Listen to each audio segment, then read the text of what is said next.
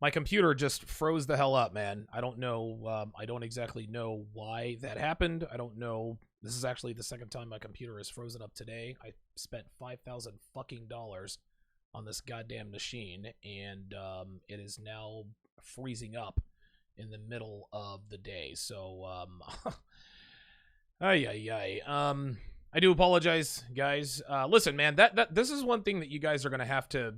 I know a lot of you guys, and I know this is off topic. I'm gonna ramble a little bit just to let let people get in here. A lot of guys want to be able to do podcasts and this and that, and it's a lot of fun, man. Don't get me wrong. I love doing this for a living. I really, really do. But dude, it comes with a lot of fucking headaches, man. Especially when you're doing it, especially when you do it on your own. It really, really just. It's just if it ain't one thing, it's another. You know, it's very, very difficult to not only create content and do it consistently, but you know, you at some point you have to trust other people to sort of help you, and that's something that I've had a big time problem with. I just don't trust anybody enough to assist me with anything, like with the production or the content. And for whatever reason, man. Anyway, let me quit rambling. So let's pick up where we left off with this video and continue breaking this thing down. Let me get back to my original place. Man, I fucking hate that shit, man. All right, here we go. Here we fucking go. As many people as possible, and everyone deserves to know that they are in control of their entire reality. So first things first, you need to start being a little more rare, okay? What do I mean by that? I mean, you need to make yourself a little more scarce. Okay, so on the screen, you see it says there, be less available. You need to make yourself scarce. Well, the problem is this, is girls aren't rare, but they want to act like they're expensive, right? But the only men who are going to pay this expensive price are the men who don't really know any better. That's how this goes. Number one. Number two, once again, she's giving advice to women that she should be giving to men. This is one thing that so many female dating and relationship experts, this is why so many of them miss the mark, is it's like an inverse projection. What they're doing is they're telling women, in order to be attractive to men, you essentially need to do what men do to be attractive to women, right? If a man makes himself scarce, if a man is less available, that is more attractive to women. But here's the thing, it doesn't work the other way around. It doesn't go both ways, right? The less available a woman is, the less we as men think that the woman is interested. We're not going to go, and listen, men of value, we're not going to chase women, right? Like, listen, we'll play the coquettish game of tug of war. We'll play, you know, the cat and mouse. We like the thrill of the chase and all that. But during the thrill of the chase, during that whole cat and mouse exchange, one thing that's for certain, is that the female is at the very least leaving breadcrumbs, right? She's letting him know, hey, please keep chasing me. Please keep chasing me. What this bitch is telling people to do is to be less available. Don't be around. Wait 20 minutes before you respond to his texts, right? This is, again, women talk all the shit. They talk all the shit about men who play games, yet they're the ones who play games. So right now, she is letting women know, hey, be less available. Make yourself scarce. Why are you going to make yourself scarce and be less available if you like the guy? This is the problem, ladies. If you like a guy, let him know you like him. Don't listen to all of these television. Don't listen to television and movies where people are saying, well, listen, if you make yourself too available, you're going to come off as clingy. I've got a stage 5 clear. No, guys, listen. Men of value like clingy women. We want women to want to be around us. If you like us, let us know. If you like us, don't make yourself scarce. Make yourself available. The less available you are, the less we think you're interested. Then you wonder why guys ghost you. Well, I was seeing this guy a week ago, and all of a sudden he just ghosted me. Yeah, that's because he thought you ghosted him. listening to bad advice like this. Let's continue. Okay. Now, for some out there, they might be thinking, I'm pretty scarce. My SP has ignored me for the last year. See that? I'm pretty scarce. My SP, whatever that means, has ignored me for the past year. There you go. The reason why he disappeared the reason why he ignored you for a year is because you made yourself scarce. That's not how that's the reason why. That's as scarce as it gets. But listen, it's not, okay? Because you're thinking of scarcity in the lack mentality. I want you to think about scarcity in the rare, expensive, sought after mentality, okay? Think about diamonds. Diamonds are not rare. Diamonds are not like expensive inherently. They're not hard to make. They're abundant on this planet. There's really nothing special about them. But when De Beers cornered the market, they decided to control the amount of diamonds that are available to the market. Now, they are, for all intents and purposes, the most important stone that we sell because it's a wedding ring. It's the thing that people get married with. So it's this idea, the idea of diamonds is what makes them rare. The controlling of the output is what makes them rare. Okay, so let's take it from the top here as far as diamonds are concerned. Diamonds being the most important stone. Yeah, listen, guess what? Diamonds are like women in a lot of ways. Number one, they are abundant. Number two, they are overpriced. Number three, people want them. And number four, they're not rare. Women are just like diamonds. Diamonds are overpriced. There's no and again, she actually correctly pointed out that De Beers has cornered the diamond market. And the reason why they've cornered the diamond market is so that they can set the price. They control the amount of diamonds that gets put out into the world, and the less something available is, the more valuable the perceived value is. This is the law of supply and demand. De Beers has figured this out. But here's the problem. Girls don't control the output. Controlling the output of diamonds and or women or sexuality is what makes them rare. It's what makes them worth paying for. Women don't control their output. You want to know why? Because they're giving their bodies to everybody. They're fucking everybody, everything, all through their 20s. This is how this works. This woman is telling women,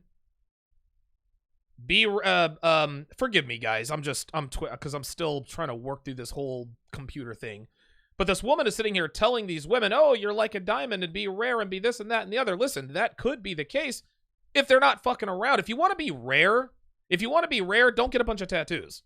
If you want to be rare and valuable, quit fucking around. If you want to be rare and valuable, be kind. If you want to be rare and valuable, have a kind disposition. Act like a woman. Don't act like a man. If you want to be rare, you need to be like De Beers and control the output of your sexuality. Control your vagina. Because the more vagina you give away, the less it's worth. Women are always asking us, why aren't men after us anymore? Well, because we got these hoes running around here giving away their pussies like it's Halloween candy. And as we know, Halloween candy on Halloween night is absolutely free. We got women out here trying to charge for what other women are giving away for free. Why the hell are we going to treat you like a diamond when girls are out here acting like they're cubic zirconia? Well, hell, man, I can get what the cubic zirconia is getting me for literally next to nothing. Why am I going to pay that diamond price? So yeah, diamonds are like women, but not in the way this woman says. Diamonds are not worth the price we pay for them. Women are not worth it. We say all the time, the juice isn't worth the squeeze. Not the actual items themselves, okay? Now, am I saying you're not important? Absolutely not. What I'm saying is you need to start treating yourself like a diamond and not like a rhinestone. Because you know what? I can buy rhinestones at Michael's, Target's, Joann's, online, Amazon, all over the place. Yeah, you want to know something? You can get rhinestones everywhere, but guess what? I can get girls on Tinder, Match.com, at the bar, at the club, next door neighbor. She's talking about all these places you can go and get rhinestones. Yeah, girls are not really like diamonds. Girls are fake diamonds. Girls could be diamonds, but they treat themselves like rhinestones. This is why we can get them all over the place. Oh, she says Michael's, Joann's, and all these other places. Yeah, it's literally the same thing. Okay, if I want a diamond, it's a different process. I got to shell out money. I need to pay attention. If I don't have a big budget, I'm only getting like a little tiny one. Okay, it's very important. You want something big, you're going to have to put a lot of energy towards it. Bingo. That's it. If you want something big, you're going to have to put a lot of energy towards it. Right? But again, this is kind of a misleading statement, right? She says if you want something big, it's going to have to be lots of energy. Well, what she is saying is that, hey, listen, if you want something big, you have to put lots of it. But here's the problem. Girls want all the big things. They want all of the accolades. They want all of the perks of being in a relationship without actually doing what it takes to be in a relationship. She's telling girls to assume that their value is high, put energy into selling themselves rather than increasing their value. This is where women go wrong. This is where these female dating and relationship coaches go wrong. And that's how you need to treat yourself. You are the gem, not them. You are. Oh, God. Oh, Jesus Christ. Here we go. Listen. Okay? Remember, you're the turkey in the Thanksgiving dinner. See, this is the problem. Again, this is more of the problem. That's all this girl does. This girl is not really a relationship guru. All she does is blow smoke up women's asses. That's all she's doing. You are the gem, not them. Again, you're telling girls that they are inherently valuable simply because they were born female. This was inherently true, but here's the problem. Like I said in the first recording, is that women make themselves cubic zirconia. Women have everything they need. Women have everything they need to be women. Women are very, very valuable when they're born. But men have to build value. Women simply have to preserve it, and women are not preserving their value. They're just not doing it. Just because you say you're valuable doesn't mean you're valuable. You're valuable because you're a woman. That's nonsense. No. If you were 18 and a virgin and didn't have any tattoos, didn't get fat, yeah, well, now you're valuable. But again, women don't maintain their value. It's a crying shame. Link my video about manifesting people and treating yourself like Thanksgiving dinner above here. But remember, you're the turkey, you're the star of the show. Your SP is gravy, okay? They're lucky if you put them on. Oh, bitch, please. See again. He's lucky to be with you. Again, assigning value to them that doesn't really apply. Guys, listen, man. Girls don't want men to be an extension of them. They act like they do. The world tells them that they want to be extensions of men. No, girls don't want to be they don't want a man to be an extension of themselves. They're not happy that way. They want it the other way around. They want to be an extension of a man. Girls aren't lucky to be with a chick who's got passed around. If 267 guys before you were lucky, then guess what? None of them were lucky. As men, we are not adornments to be put on. No. We are the turkey. We are the gem. This is the problem, again, with women in these ridiculous relationship coaches. They keep telling women that they're valuable for no other reason but that they're women, which would be true, except they didn't preserve their value. She's talking to women as though they've preserved their value. But here's the interesting thing. If a woman preserved her value, she wouldn't need to be told these things. She wouldn't need these affirmations every day. She wouldn't have to talk herself into this because she would know she, of course, is inherently valuable. Your body, you know what I'm saying? So you're going to be rare. You're going to be the filet and not the Taco Bell quesadilla. See, again, there go those slogans again. Again, making them feel special or unique for nothing. Oh, so you're going to be rare?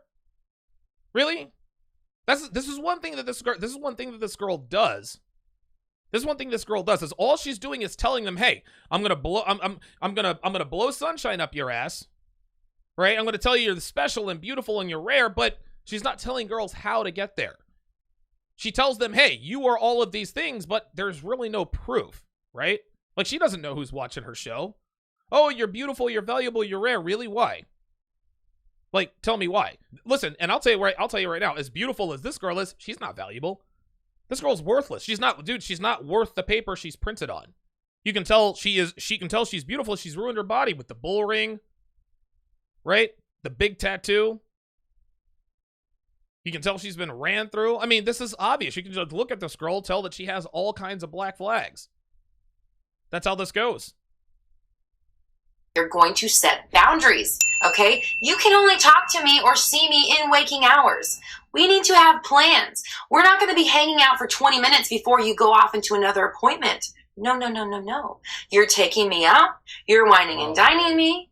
You're treating me like I'm important. And you're hanging out with me in the daylight hours. See, here's, again, what she is advising women to look for in a man is not attractive. A man who adheres to all of this, a man who's going to wine her and dine her, hang out with her in the hours of the day, Only come to me when I say come to me. No, women don't want a man they can control. Girls like this say, you need a man who's going to worship the ground you walk on, take you out, make you feel important, da-da-da-da-da. Guess what? Men have done that in the past, and women have shit on these men. Women have proven to... Now, here's the thing. This actually used to be the way to be attractive to women. But when feminism hit, that's when it stopped, right? Men used to be able to bring a girl flowers on the first date. Men used to be able to tell women they were beautiful. Men used to wine and dine women, and in return, the women rewarded the man with sex, commitment, etc., family, blah, blah, blah, blah, blah. But now the men who do exactly what she says for men to do, those are the ones getting left by the wayside. Those are the ones who get angry and say, well, fuck this, I'm going MGTOW. This woman, like any other female dating relationship coach or guru or whatever the hell you want to call them, they're advising women to look for men that have these unattractive qualities. Set boundaries. No, when you set boundaries for men and they follow these quote unquote boundaries, no, that's not the way this goes. Women want men who play by their own rules. Women want men who grab life by the horns. Women want men they cannot control. Whining and dining you just because you're a woman is not going to cut it. Okay? And I don't just mean daylight hours as in the sun's up. I mean like during the day on the weekends, Friday nights and Saturday nights. We're not talking 2 a.m. on Thursday night. No. My phone will not answer at that time anymore, okay? You need to be... My phone will not answer at 2 a.m. anymore. Do you know what she just did there? She just gave herself away as a banana gobbler. Yeah, that's right, guys. She just gave herself away as a banana gobbler. She didn't say my phone is not going to... I'm not going to pick up my phone at 2 a.m. No. She says, I'm not going to pick up my phone at 2 a.m. anymore, which literally tells us that she used to be that girl. She used to have the one. She used to be the booty call. She used to be the side bitch. And a little bit later on, she's going to say no more side chick energy, no more side bitch energy. When she says no more, she's letting us know that she used to be the side bitch. She's talking to women that are the side chick. She's talking to women that give up the booty for little to nothing. She's talking to women who did not preserve their value. You cannot advise women to do things that valuable women do. You cannot advise women who have not preserved their value to do the things that non-valuable women have to do. You can't do it. It doesn't work that way. Expensive. You need to be rare. You need to be important. You need to have boundaries. See this? Listen. You need to be expensive, rare, important. How? This woman is blowing smoke. That's all this is. It's just affirmations. That's all she's telling these women to do. You're strong, you're beautiful, you're important, you're this, you're that. Okay, but how did they get there? She's giving girls the pot at the end of the rainbow without actually having to do what's necessary. I just don't understand how women in particular, can't really figure this out. You want on this ride? You gotta be this many high, you gotta give me this many tickets, you gotta treat me this way, because otherwise you're not seeing the value of what I'm offering, so therefore you're not gonna be allowed on the ride, basically. You need to be honest with yourself and your person. You need to be honest about what you want, okay? You need to stop considering their needs when you're thinking about your own, okay? There it is. You need to stop considering their needs when you start to think about your own. This is low-value women will never, ever, ever understand. They will never, ever understand that high-value men like women who are selfless. We don't like selfish women. A man in demand, an attractive man, a man who could have pretty much any woman he wants, he's not going to deal with women who are only out for themselves. One of the very definitions of submissiveness in a woman is putting his needs before hers. That's how this goes. Women are taken care of and coddled from birth. Women are born to want to take care of other people. They're nurturers. They want to take care of people. They want to take care of their kids. They want to take care of their man. But now she's telling women, don't worry about his needs. Fuck his needs. You need to be selfish. No, selfish women are single women. You're not gonna get, you're not gonna make, I just don't understand. Make yourself less available, set boundaries, set rules, and forget about his needs. It's almost as though she's advising women what to do to make, to make themselves almost like man-proof. Like she's giving these women advice on how to make a man chase. No, the advice she's giving these women is how to make a man run. Then when they wonder, well, I did all the things that Roxy Lee told me to do, why aren't men chasing me? Because they don't think you're interested, because you're putting your needs first. No, if you want a man of value to commit to you, you need to put his needs before yours. If you're not ready to do that, then you're not ready to be in a relationship, and that's perfectly fine. That doesn't make you a bad person, doesn't make you a bad woman. It just means you're not ready to be in a relationship. You can't expect a man to want to be in a relationship with you if you're not acting like you're ready to be in a relationship. That's how it goes. Okay, because they have their own chance to deal with their own needs. This is not it. This is your chance. This is your turn to deal with your needs. Your needs are the most important thing, okay? Again, your needs are the most important thing. No. Women need men. Men don't need women. We as men, we absolutely want women, right? I say all the time, women have the potential to elevate a man's life, but we don't need women to be happy. Not anymore. Yet, she's saying your needs are the most important. No, that's a negative. Your needs are not the most important, boo. His needs are more important than yours because you need him a lot more than he needs you. Your commitment is a luxury to him. He doesn't need your commitment. It's nice when he gets it. He doesn't need it. He can do with or without you. This is why you need to put his needs before yours. You put his needs before yours, he's going to take care of you. If you take care of a man of value, he will take care of you. Simple math. There's nothing in the entire world that can be more important than the way you think, okay? Because that's how your whole world plays out. So it's very important that you start understanding your worth and your value. We're complimenting ourselves. We're treating ourselves nice. We're not insulting. We're suspending disbelief and doubt, and we're allowing ourselves to just say, let me just try this. Let me take some of this control away. Let me take some of this like needing things to happen so bad and just kind of let them go. Okay, we're going to let things happen a little more naturally. I'm going to tell myself that I am the version of me that loves me, or at least I'm the version of me that understands that loving me is possible. See, again, you can tell that she's not, she has no idea what she's talking about. She gets wrapped up in these, she gets lost in these word salads. She can't really let too much time go by where she's not saying something, and she's almost like contradicting herself. She's at a loss for words. I can only do this, my best version of me. She doesn't even know what she's talking about. At this point, she's just grasping for straws and just talking just to be talking. We're making our way towards becoming a healthy half, okay? We want... Oh my God. Dude, making our way towards becoming a healthy half. Again, what you guys are going to hear in the next 30 seconds, it's just a bunch of jibber jabber. She's lost her train of thought, but she has to fill up the air. But she has no idea that girls are listening to this stuff, hanging on her every word, listening to her, and all she's doing is just running off at the mouth. Check this out. If you are in a relationship, you're filling a circle, that means that your half needs to be full in order for this circle to be full.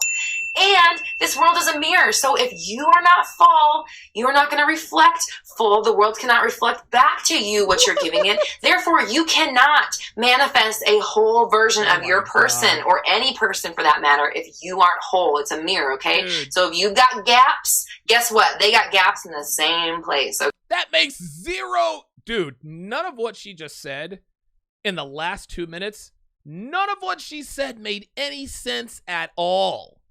No sense, guys. This woman is just talking to be talking. Again, this is what happens when someone that doesn't know what they're talking about loses their train of thought. They just run off at the mouth. They go from one subject to the next. You gotta be half the whole, and you gotta be a mirror. No, none of that makes sense. Just because you as a woman have a deficiency doesn't mean a man has a deficiency. But no, she had to make it all come together with this mirror stuff. Dude, she's probably confused herself. Okay, so we are giving to ourselves what we need for the world: attention, love, honesty, communication, trust, compassion, forgiveness, whatever you need to. Trust, compassion, forgiveness. The big word in there was trust. She says, if we want the world, if we want men to trust us, we have to trust ourselves. No. Well, men aren't going to trust you just because. At least not with men of value. High value men in demand, they don't just give you their trust. They don't just give you their trust. You have to earn it. You have to proactively earn it. That was in my video earlier today as well. Too many women think that just because a man is fucking her must mean he trusts her. Oh, no. Men don't just trust women anymore. Men used to trust women because women didn't really have as many opportunities to sleep around, right? It doesn't work that way anymore. It does not work that way anymore. Men aren't just going to trust you because you want them to. Just because you quote unquote give yourself trust doesn't mean he's going to reciprocate that. There is no mirror. Jesus Christ. To make yourself important, you need to remind yourself you're a gem, you are a diamond. See, make yourself important. Then she says you need to remind yourself that you're a gem, you're a diamond. And this is important. See, again, if a woman really were high value, if she really did have the attributes and traits that she's talking about, you wouldn't need to keep telling yourself this. We hear this stuff all the time, right? A man or a woman keeps saying something, and at some point we say, well, who are you trying to convince? That's what this woman is peddling here. It's just a bunch of affirmations. What she is literally telling them, she's not telling them what they need to hear, right? What she's telling them is you need to keep constantly telling yourself this. She wouldn't be saying this if she didn't know that her audience didn't value themselves. Why do you need to keep telling yourself that you're valuable if you know you're valuable? She says you need to make yourself important. Again, women, ladies, if you want to make yourself important, get fit, be feminine, don't sleep around, be kind, put his needs before yours, be a good woman to him, be obedient, be submissive. That's how you make yourself important. It doesn't just happen because you say it does. Okay? As you start putting yourself first, as you start choosing you, as you become more and more advanced versions of yourself that respects and loves you, you'll notice that you are going to stop choosing the old version of your person or of any person. You're going to start choosing versions of people who are honest, who are compassionate, who communicate with you, who honest, compassion, communication, trust you, who are honesty, compassion, communication, and trust. These are the guys that women leave. Men that are honest, compassionate, men that trust them, men that value them. These are the men who get treated the worst. Listen, you guys know I talk about this all the time. The better you treat sluts, the worse they'll treat you. Yet here is this slut telling other sluts, look for men who treat you well so that you can treat them bad, rinse, and repeat. Gentlemen, do not treat these hoes with any respect. If you treat a hoe with respect, she will treat you with disrespect. Do not be honest with her. Do not be compassionate to her. Do not trust her. No. Don't do any of that stuff. This woman is literally telling women to look for unattractive men, and she's telling men how to be unattractive to women. Open, who only have eyes for you, okay? Because this is what we're putting out into the world. This is how we feel about ourselves. This is how we feel about everybody. This is what we expect people to treat us because we're putting in new standards. We're inserting a new bottom rung. And now we know that if anybody treats us below this, not for us. Doesn't need our attention, not even our thing, no big deal. We can recognize if somebody's not treating us right now because we have a standard set. This is a baseline. If you treat me anything below my bottom rung, you don't exist to me, okay? You don't get to be here. I only select versions of me that treat me above here, and I only select versions of the rest of the world that treat me above here, okay? No one goes below this, not even you, because guess what? It's all you, okay? So definitely not you. See, there we go. She lost her train of thought. Did you see that? You can just tell when this chick loses her train of thought. She goes off, and that's what? Because it's you and not you. But let's go back to what she was talking about earlier, right? You need to have a standard. You need to have a higher standard. And she's gonna repeat this here in a little bit. This goes the same as, well, I in order to have a diamond, I got to spend a little more money, right? I got to do a little more. I got to put a little bit more effort. Well, it's the same thing as the standard. You cannot buy a diamond if you don't have the money. Ladies, you can't have standards if you're a hoe. You don't get to have standards if you're a low-quality chick. You don't all of a sudden get to decide that you're going to have these high standards if you haven't had high standards throughout your 20s. You can't all of a sudden demand more of men when you are bringing less to the table. All you're doing is telling yourself you're special. All you're doing is telling yourself you're valuable. All you're doing is telling yourself you're a diamond. Just because you say it doesn't mean that men will believe it. Men are going to continue to treat you below that bottom rung because that's what you deserve. This is always the way you've been. Well, how do you know, Donovan? Because you're 34 years old and you're talking about what you deserve. Bitch, you're 34.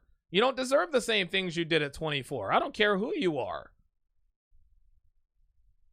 As you are choosing different versions of yourself, you're choosing different versions of other people, you're understanding that you don't have to hold on so tight, and it's actually up here, an allowance, an ease of cool. See, she's losing her train of thought again. Here we go. Look. Cool, confident selecting. I choose only versions of people who respect me. I only have people in my life who treat me like I am number one. Everybody that I'm around is completely honest with me and themselves, and we're... No, they're not. No, they're not. Dude, everyone around you is not completely honest with you. The men who talk to you, and I don't know if this woman is married or not. She probably has a boyfriend. I don't know. I didn't get all into her relationship status.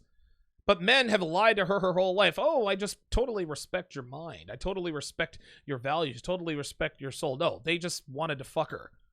And because she bought into the fact that because they're talking to her, that they must also respect her, this is why she gets used and abused. And now here she is. I don't know. She looks like she's probably close to 30 years old. Now she wants all these self-affirmations. I am valuable. Like I said before, you trying to convince. We're all the healthiest versions of ourselves. This is how you want to start talking about yourself, other people, SP, everything. Your language must fit the narrative. Okay. Your language must fit the narrative. Translation. You must fit your own delusions. Again, she's telling women to be delusional.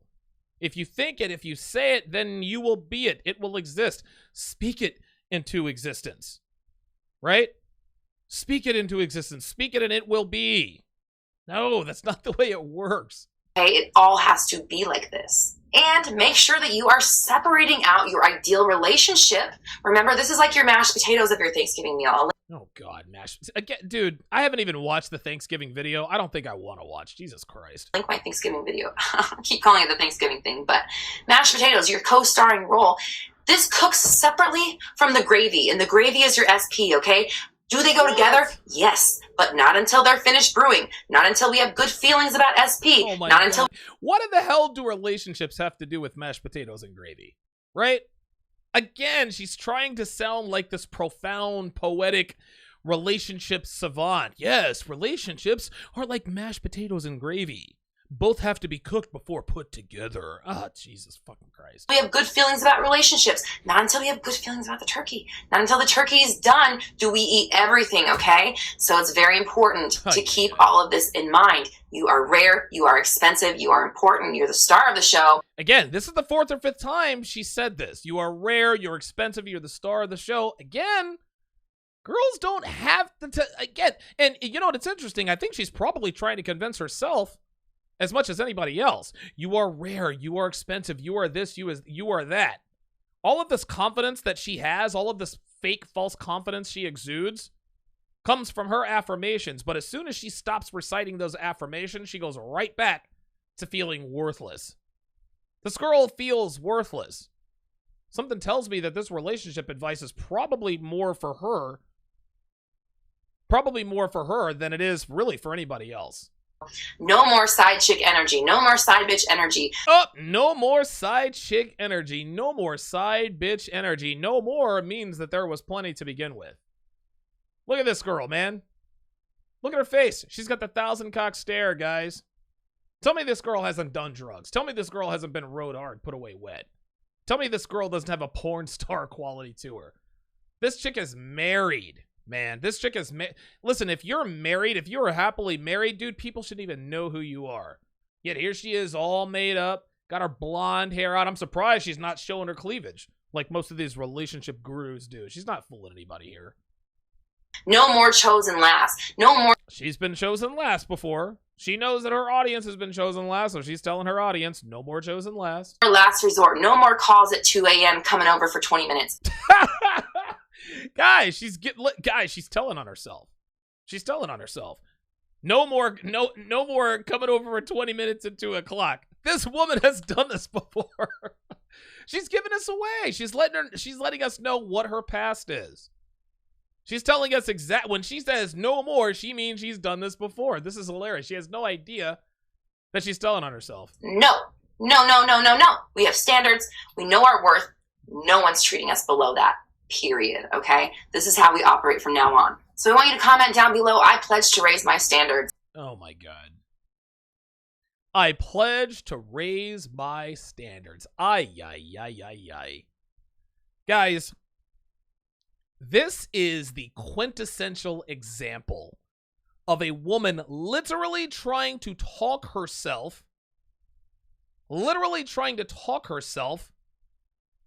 into making us think that she's valuable. This is what she wants us to do. This is what she's doing. I pledge to raise my standards. Again, ladies, you can't raise your standards unless you are valuable. Again, this woman keeps telling her audience, she keeps telling women, I'm valuable and I'm this and that and I'm this and that and the third, and I'm going to raise my standards and this and that. But when it comes down to it, she's not telling these girls, she's not telling these women how to do it. All she is doing is endorsing, really, a bunch of affirmations, just like I said. Oh, you're valuable, you're this, you're that. How? Instead of pledging to raise your standards, how about you pledge to raise your value? How about I pledge to raise my value? Right? So many girls want to raise their standards. I want to raise my standards. I want this, that, and the other. I want this. Well, okay, that's fine. You can want all you want to. But when it comes down to it, you cannot raise your standards, ladies, if you do not raise your value. It's never worked that way, and it never will. If you want, listen, it's fine to raise your standards. But you can't raise your standards until you raise your value. It's the same with men. I always tell guys, hey, listen, man, you gotta have standards. Don't be out here thirst trapping for these ugly fat bitches out here. Don't try and wife up hoes. Don't try and wife up single mothers. Raise your standards, but guess what? That's not step one of the red pill handbook. Step one of the red pill handbook is if you want to live the life you want to live, if you want a high value woman, guess what? If you want to raise your standards, you got to raise your value. But this bitch has it the other way around. She wants women to raise their standards without telling them how to raise their value. Raise your standards, have more expensive taste. If you want to go in there and buy a diamond, go in there and buy it. Yeah, here's the problem. There's no currency. You don't have any money. I pledge to raise my standards. If I want a Lamborghini, I'm going to go and buy a Lamborghini. That's all well and good, but do you have the money to buy a Lamborghini? That's what she's telling these women to do. She's telling these women to go onto a car lot and buy a car when you don't have any money. You can't raise your standards if you don't have the sexual market value or the relationship market value currency. Women have SMV in spades. This woman has high sexual market value. Honestly, I'd put this chick at an 8.5. She probably actually has a really nice body. Beautiful face, probably sucks cock like a porn star. High sexual market value for sure. Very, very low relationship market value. You can't raise your standards just because you're hot doesn't mean you deserve a good relationship. So again, ladies, I'm going to repeat this again. You cannot raise your standards until you raise your value. That's it. I pledge to raise my standards because if you're watching this video, if you're wondering how to get... there it is. She lost her train of thought. This is so funny. I love chicks like this. She's trying to come off. She has no continuity in the way she talks. And this is the way most of these are, right? Just watch how she sort of pauses. Just watch this. I pledge to raise my standards. That's it. I pledge to raise my standards because Because if you're watching this video, if you're wondering how to get someone to chase you, I guarantee your standards about yourself are not high enough, okay? Raise those. You are important. You are a gem. You are a diamond. Treat yourself as such, okay? If you're having trouble manifesting a specific person, you can download my... All right, so that's the end of that. Let me go back to the main one. Guys, I sincerely apologize for the for the technical difficulties earlier, man. I really hate it when my equipment fails. I have no idea why my computer froze up. First it was and hey, at least I haven't had too much internet. I haven't had any internet problems. I switched over to Verizon Fios, and thankfully for me, that has never failed me, but now all of a sudden my computer wants to start turning off at random. I have opened up the phone lines, 914-205-5356, 914-205-5356. While I am waiting for you guys to fill up the phone lines, I know a lot of you guys super chatted in the during the first episode. So what I'm going to do here is, if you'll give me a second, I know this is bad radio, but I want to, I'm going to try to pull up, super's perfect. Okay, perfect. So I'm going to pull up, see purchase super chats. Awesome. I'm going to try to pull up the super chats from the last episode. Excellent. Hold on one second. Hang on today is March the 4th. Perfect. Okay, so I have all of the super chats from the first episode here in front of me. So I'm going to read off the super chats. I'll answer the super chatted questions. I see you guys lining up in the queue. If you guys can just be a little bit patient with me, I just want to read my super chats because, again, you guys are donating your hard-earned money, man. I do not take that for granted. You know, my computer issues is probably inflicted by me. I don't want you guys to have to pay for that, so I'm going to read off all of the super chats from the first one, and then I'm going to read it from the second one here. So the first super chat I got was Merciless6, said, Don Damage, would you equate nightclub game with pool party game? I know both venues have distractions, but is hollering at pool parties a bit easier since it's during the day? Good fucking question, Merciless6. The answer is yes. The answer is hell yes. There is a big difference between pool party game and club game. I've run pool party game, I've run club game, both very successfully. I've had much more success at pools because it's not dark and it's not loud, right? Yes, there's loud music playing, there's people all around, but you're not in a building. The acoustics in a building are a lot worse in terms of hearing than they are with the sky. Dude, at a pool party, there can be loud music blaring. I can just be sitting here talking in an audible voice, right? Got a big titty blonde with fake tits and a micro bikini standing right here in front of me. Oh, yeah, absolutely. Very, very, very good question by Merciless6. And Merciless6, you're not right for that. You called me by my porn star name, Don Damage. I forget who gave me the porn star name Don Damage. I forgot about that. Ay. Luis Colon with the $5 super chat says, feminism contradicts itself. Women are a victim. We don't need men. Then why am I lonely? Seen as queens and princesses since birth, men have to constantly work on self. Absolutely. I talked about this in the first video. Men are made, women are born. Men have to, we have to build value. Women simply have to preserve it.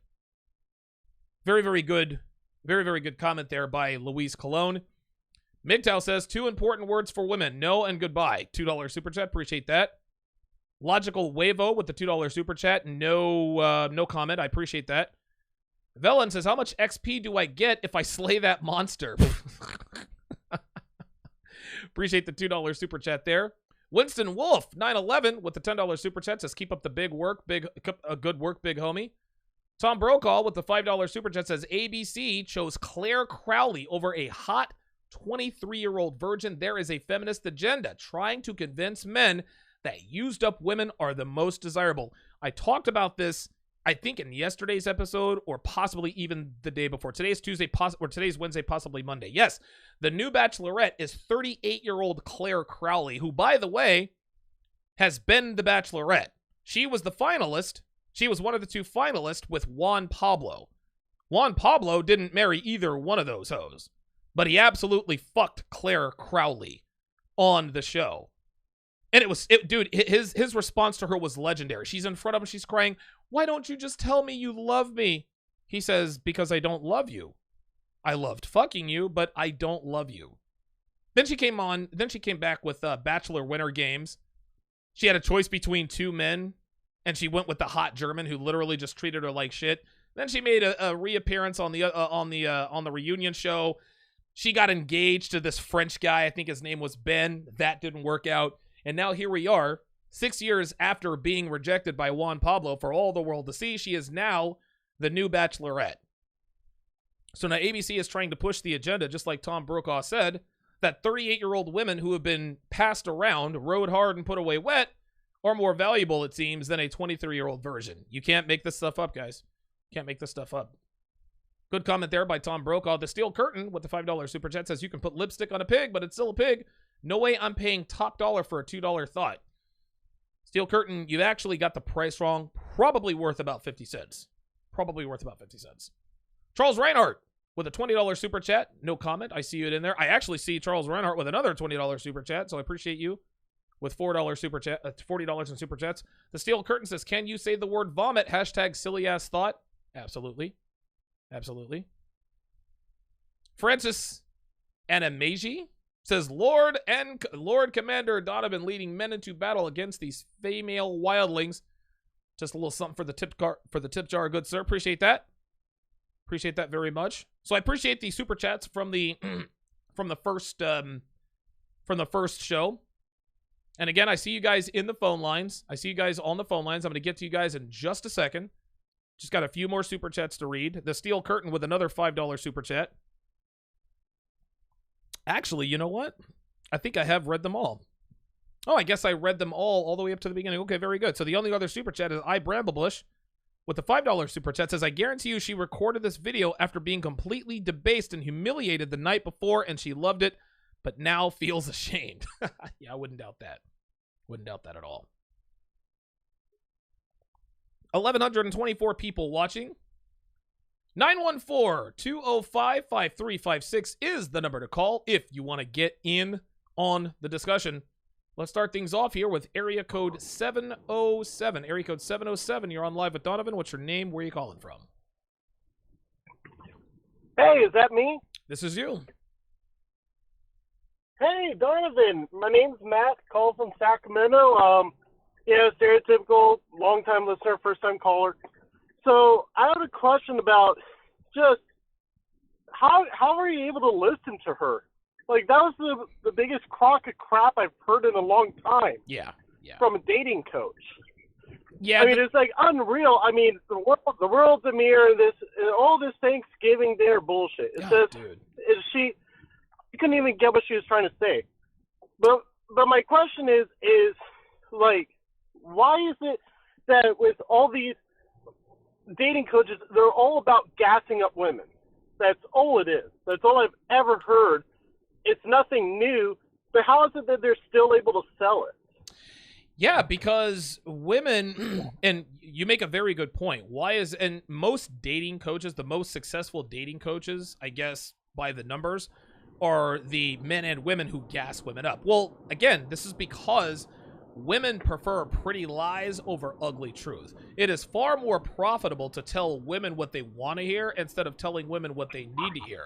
The dating coaches, especially the male dating coaches, Matt, like Derek Jackson and Matthew Hussey, they don't believe the crap that they peddle to women, right? Derek Jackson talks all this shit about, oh, single mothers are for grown men only. You should forgive her of her past. Derek Jackson's not wifing up women like that. Derek Jackson is out here putting babies in white girls. Matthew Hussey is not attracted to the kind of women that he is advising women to be. But because they can see that it's profitable literally just telling women what they want to hear, this is why dating coaches haven't changed. Yeah, it's just unbelievable, because I mean, my ex-wife, she had the quote-unquote life coach, and that was a train wreck to say the least. Of course. Of course. Yeah. But anyway, I just want to thank you for taking my call. I'm 28 years old. I discovered you last year, and just want to say thanks for what you do. You've helped me a lot. Good. to get a better perspective on life and dating. So just want to say thanks, man. Thank you very much, Matt in Sacramento. I appreciate the call. Yeah, listen, he makes a good point. He makes a good point. He asks a very good question. Why are the most successful dating coaches still gassing women up? Because that's the best way to become successful. If you want to become successful in any business, just tell women what they want. Tell people what they want to hear. Right? I talk all the time about MGTOWs and then scabs. Now, the MGTOW community, that's a real community. Coach Greg Adams, I think Coach Red Pill. A lot of high-level MGTOW guys. But then there is a group of men who call themselves MGTOW that really aren't MGTOW. These are the guys that I call scabs. Scared, crying, angry babies. These are the men in the MGTOW ranks who make MGTOWs look bad. Those are the men. Those are the men that you just need to tell what they want to hear. Those are the men, if you tell them what they need to hear, they'll call you all kinds of names. Pussy beggar, vagina worshiper, blah, blah, blah, blah, blah.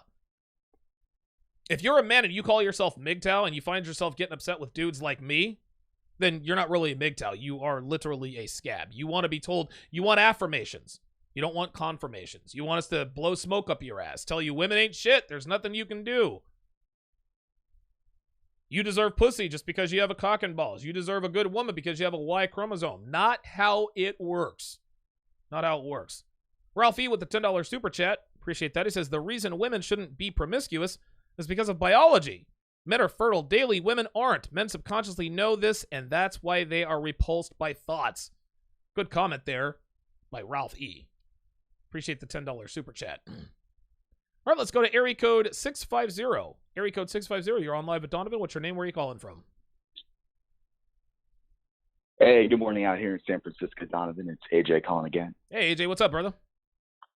Yeah, not much. Shout out to Matt in Sacramento, just up the road from me, because his comment really was what led me to do my little bit of research on Roxy Lee this morning. So he said that she's especially emphatic with how she gasses up women in her talk. So I decided to look at her LinkedIn profile and see her college degree history, because it made me think of how you say women do what's easy. Yes. And obtaining a college degree as a generic approach is easy. Yes, it is. Yes, it is. So when you look at her, so a couple of interesting things.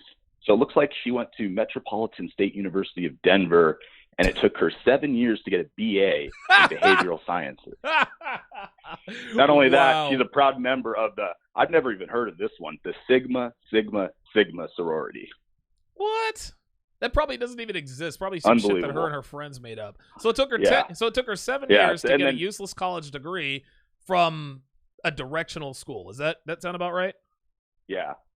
Yeah. And then also what I think is interesting is, I think you mentioned pegging her at approaching 30, and, she has a lot of makeup. It can be tough to tell, but her degree range is 2001 to 2008, which then would put her closer to 40, I believe. Wow. Are you serious, man? Oh, man. Yeah. Just do a quick LinkedIn search. Roxy Lee. She's got a, rose-colored glasses picture, personal coach at Roxy Talks. Yeah, check it out, man. It's all there. Holy fucking shit. Roxy Lee, motivational. All right, let's see. Roxy Talks, LinkedIn. Oh, there she is. Yeah.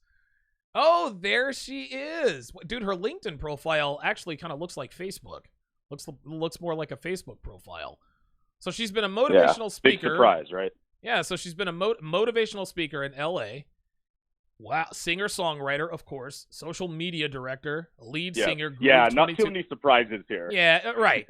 Lead singer in a band. She probably fucked everybody in the band. Social media director from 2016 to 2016. That's literally just, dude, who knows how long she did that. Been a singer-songwriter for 10 years. Director of content, blah, blah, blah, blah, blah. Metropolitan State University of Denver, Bachelor of the Arts, Behavioral Sciences. From 01 to 08. So let's just say, for the sake of argument, that she was 18 when she went to the University of Denver, right? So if she's 18 and she spends 7 years at the University of the Metropolitan State University, that would put her at 25 in 2008. Well, 2018 means she's 35. 2020 means, she's 37 years old. She is close to 40. Wow. AJ in San Francisco with some impressive sleuth work. But AJ, what you just said is not surprising. And again, I talk about this all the time. The reason why most people in this country have college degrees, 4-year degrees, is because getting a 4-year degree is easy. And because we know that women never want to do what's hard, this is why they flock to the degree. I have a 4-year degree. That doesn't really impress me. And listen, I went to college. And the first 2 years of college is basically just high school review. So good sleuthing work there by AJ in San Francisco. I'll give you the last word. Love it, my man. So yeah, I thought I'd share that, and I want to add on that a 7-year degree for the same education is even less impressive. So she doesn't have a 4-year degree. She has a 7-year degree. AJ in San Francisco, I appreciate the call. That's funny as shit, man. I should actually see. That's the thing. I'm very hesitant to look on somebody's LinkedIn profile because I always think to myself, I don't want to like dox anybody. I don't want to put her personal information out there. Like, don't get me wrong. Like, I like translating womanese and all that, but I'm not trying to put this bitch's business out on the street. But yeah, holding a BS, a degree that took you 7 years to get, not really that impressive.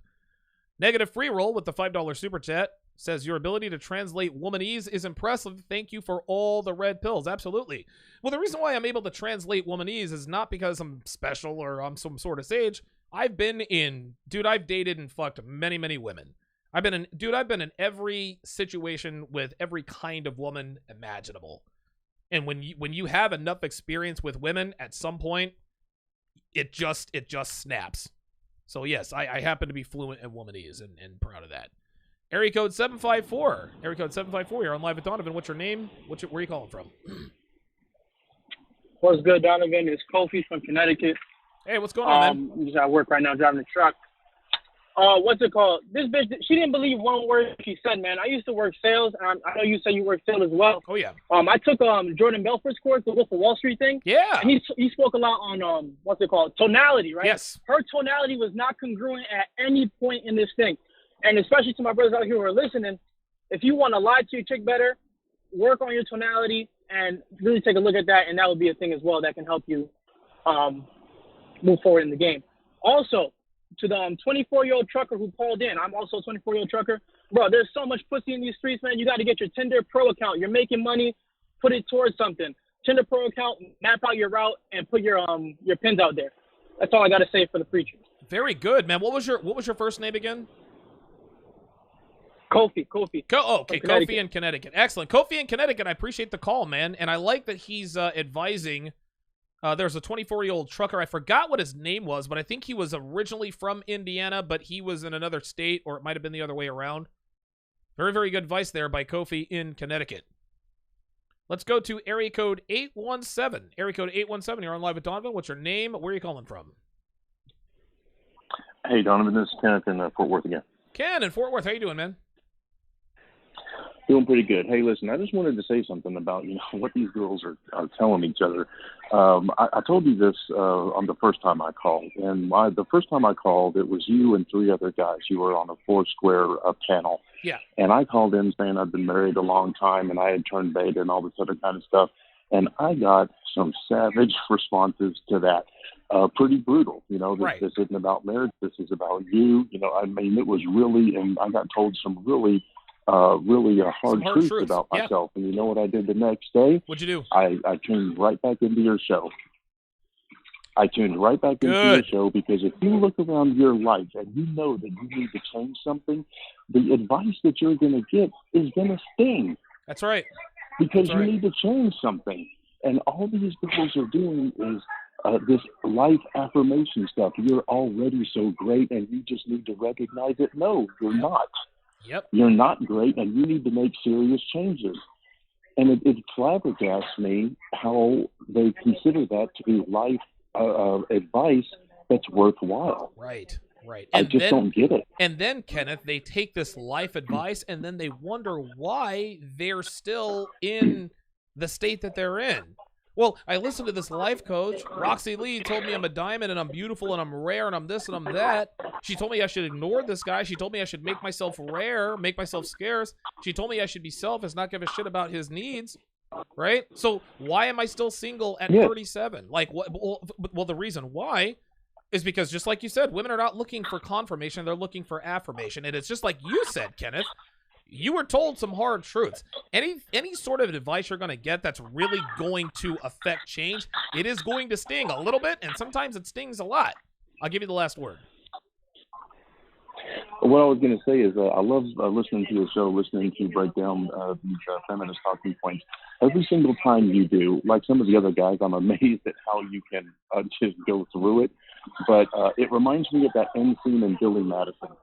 When Adam Sandler is talking to the audience, that's feminist. That is cultural feminism talking points. The audience is the blue pill audience that gives that affirmation, and the red pill community is the narrator of that debate.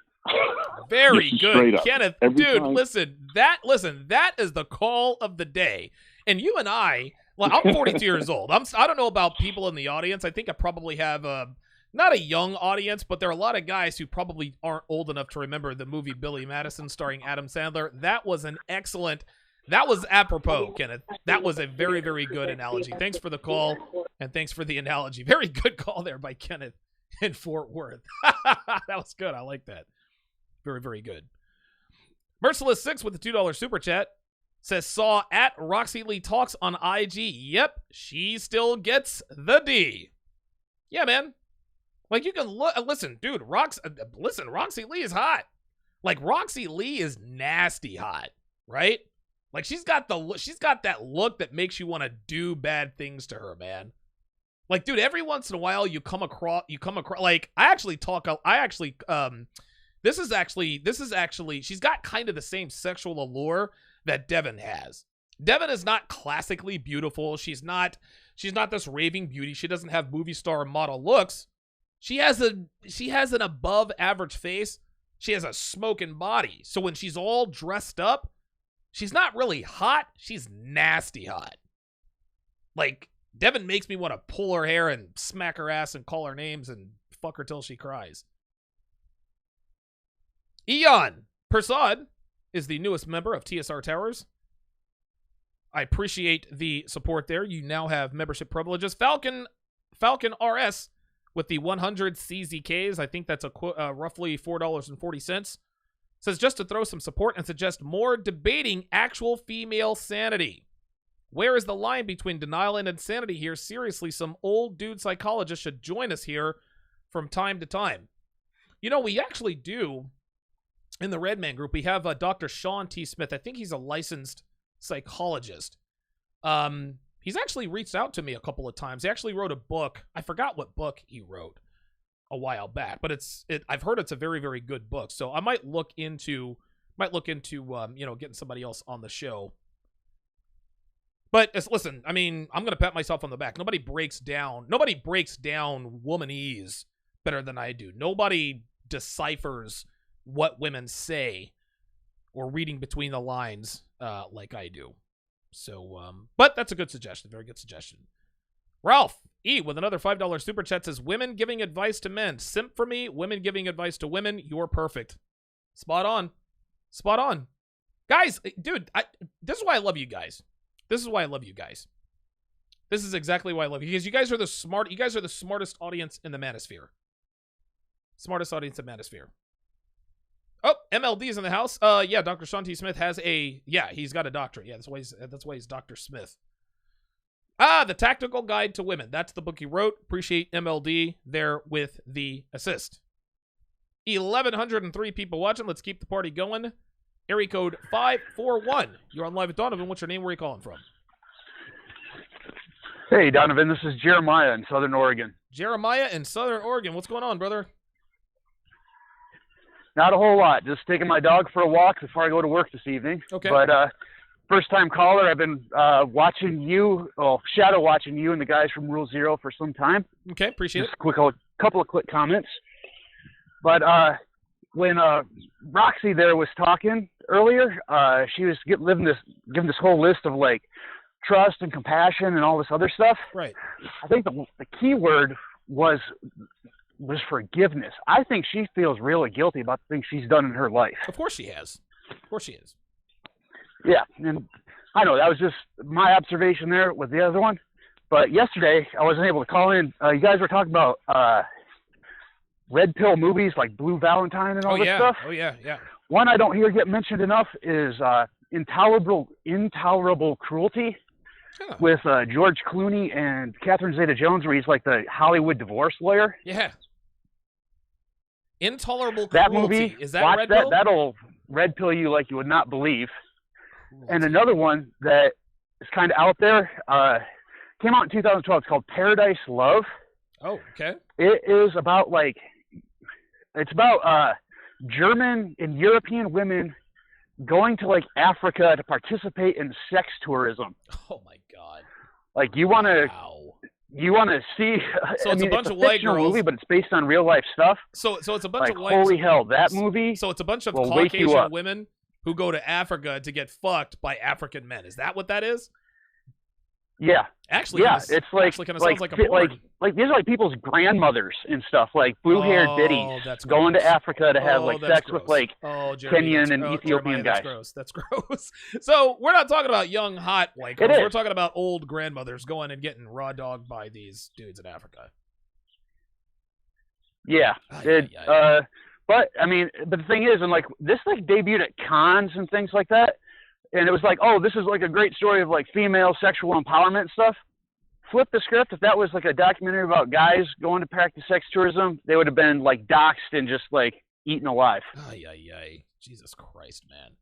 Well, I appreciate the call, Jeremiah. Have a good night at work. And thanks for calling in. Again, the two movies that he pointed out, two red pill movies.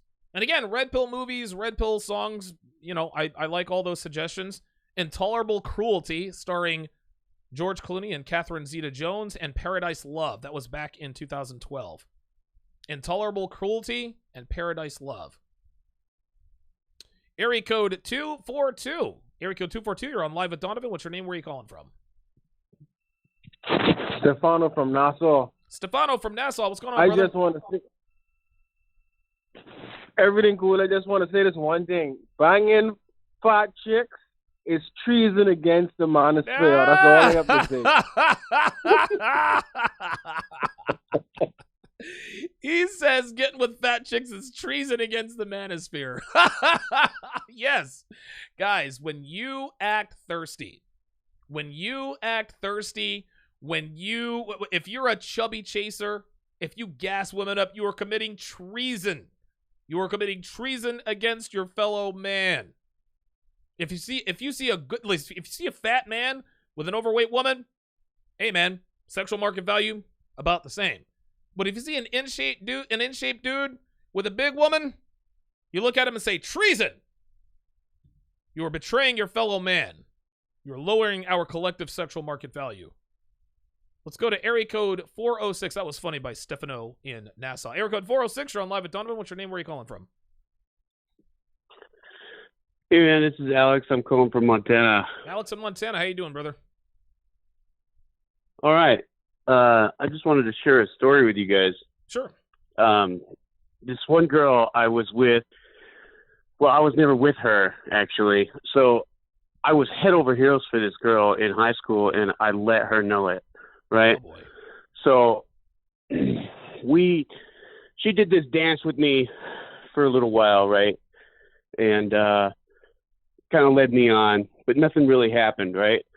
And then a few years down the road, I'm working at this gas station, and she comes in, and gosh, man, you know, she was, first of all, you know, what you say about women looking so much older after they've had so much run through them and they've done all these drugs and everything. That is true as hell. I could barely recognize this girl. The cock carousel along with drugs ages women very, very quickly. Right. Yeah, her skin was just, I mean, she looked like she aged 10, 20 years, man. But anyway, she recognized me, obviously, and thought that she could pull one over on me. She was with some other guy, but she comes in and she's we have these shirts on sale, or not on sale, but it's like a lottery thing. Okay. And you enter your deal and you might win the shirt. and she says, "Would you just give me that shirt?" And she doesn't acknowledge me, you know, like she just assumes I recognize her. I didn't recognize her at first. I had to think about it for a minute. But she just assumes I recognize her, and she knows I was head over heels for her. And she says, "Will you just give me that shirt?" And I said, "No." And she gives me this puppy dog look, like, "Not even for me?" Oh. And I'm yeah, dude. And I couldn't say anything. I'm at work, you know. I have to be polite. Like, bitch, I'm not getting ready to get fired over you. Get the fuck out of here with that. Right. So I kind of just gave her this weird look, like, and just shook my head. No, that's not happening. So she knew that when I did that, and then she said, "Well, what would you do if I just took it?" You know, she was just like really belligerent about it. Right, like, well, what would you do if I just took it? And I said, "Well, I can't. I'm not allowed to chase you down and get it back, but I'd call the cops, and you're on camera." And she didn't see that coming, did she? She just, like, at that point, she just shut her mouth, paid for her shit, and left. And I know it's not that exciting of a story, but I just wanted to point that out. Like, these chicks, man, if they think that you are going to whatever they simp want for them, they will try to take advantage of you for anything. Yep. Especially, and again, and thanks for the call, Alex in Montana. Listen, he thought that was a boring story, but it really wasn't. This just goes to show that as soon as a woman knows that you are interested in them, as soon as a woman knows that you are sexually interested in her, dude, they will stop at nothing to try to exploit you for all that you're worth. If they know you work somewhere, if they know you work in a restaurant, dude, they'll try to get free food, free clothes, free everything. Women will always attempt to exploit a man's sexual desire for her. It never, ever fails, gentlemen. Let's go back to the phone lines. Let's go to area code 316. Area code 316, you're on live with Donovan. What's your name? Where are you calling from? Hey, man. It's Walker calling from Colorado. Walker in Colorado. What's up, brother? How you doing? Doing excellent. So I had a comment about the video that you showed. Okay. And then also a story to back up, kind of just as evidence. Okay. So the comment that I have is that really I believe that this woman's rhetoric and what she's trying to say is not about female empowerment, or at least little to nothing is about it. It's about strategies on how to make men weak and subservient. Yes. And in general, it's just more reasons for them to disqualify men for sex and relationships. I agree with you, but tell me why you think that. Okay, so I guess the story, in terms of backing it up, was a woman that I went on a date with this last weekend, and so this lady was much the same. She was tatted up. She had an attitude problem. Most of her friends are men. She kind of, bought into that whole, worth rhetoric and whatnot. And so all the affirmations, like even one time during the night, some dude tried to tell me to control her, and, I'm not her man. So I was just like, dude, I don't give a fuck. And she went up to him and started starting shit and flipped his cap off. And it was a whole deal. But, the reason why I believe it's more about trying to control men is how the date progressed, I suppose. And so the first bar we went to, had a couple of drinks, had a good time, and then we went back to her place. I made out with her, and then she was like, let's go back out to a few more bars. I said, okay. Went to one bar. After that bar, she said, so I want to talk to you. I don't have sex with guys on the first date. This isn't the thing that I do. And so I know you, yeah, right. Exactly. You know where this is going. And so she was like, yeah, I don't have sex with guys on the first date, and I'm allergic to latex. And so I know you probably rock condoms. And so that's, I don't have sex with, hold on, real quick, Walker, real quick, Walker. I don't have sex with guys on the first date. Oh, by the way, I'm allergic to latex. Translation, I do have sex with guys on first date, and I want you to raw dog me. Listen, when a girl says, and again, this is womanese 101. Any woman who says, I don't fill in the blank, or this is my motto, or these are my rules, it's literally the opposite. I don't have sex with guys on the first date means I fuck guys on the first date. I want you to think I don't have sex with guys on the first date. So when I do decide to fuck you, when I do decide to let you get the ass, you feel special. This is how girls get their hooks in guys. They'll fuck a guy on the first date, say, well, I don't sleep with guys on the first date. A guy gets the booty and he thinks to himself, oh man, she gave me the booty on the first date. She never does this before. I must be special. So then when she floats the idea of a long-term relationship, you're all over that like a stripper on the pole when the rent's due, not knowing she's doing this to 3 other guys. I'll give you the last word, Walker. So again, the kind of last bit of my story was second bar we went to, got, you know, a little bit more drunk after that. After we were done with that bar, she said, okay, so are you planning on driving home tonight? And I was like, I mean, I don't know. And she said, okay, well, you can sleep on my beanbag chair if you want, but don't try to pull any moves. And I was like, okay, that's cool. And then final bar that we went to, I didn't drink. I stopped drinking because I was just going to go home, because if she wasn't giving me action, then I was just going to peace out. And she's like, why aren't you drinking? And I was like, she's like, oh, you're planning on driving home.